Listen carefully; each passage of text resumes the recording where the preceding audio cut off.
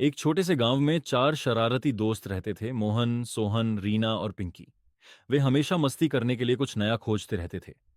एक दिन वे गांव के पुराने खंडहर में खेलते खेलते एक अजीब सी तोप के पास पहुंच गए।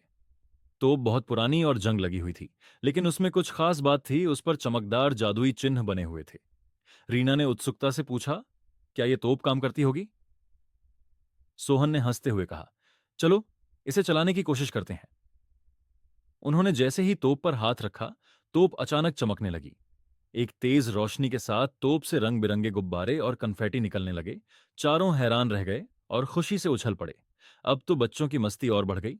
वे तोप को बार बार चलाते और हर बार कुछ नया और मजेदार निकलता। कभी टॉफियों की बारिश, कभी खिलौने और कभी चमकते हुए सितारे। गांव के और भी बच्चे उनकी मस्ती में शामिल हो गए। लेकिन जब वे तोप का उपयोग बार बार करने लगे, तो तोप की रोशनी कम होने लगी।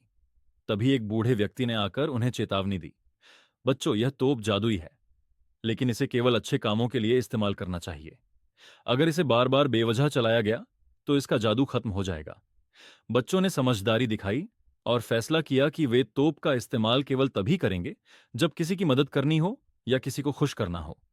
अब तोप उनके लिए केवल मस्ती का जरिया नहीं थी, बल्कि दूसरों की मदद का एक साधन बन गई।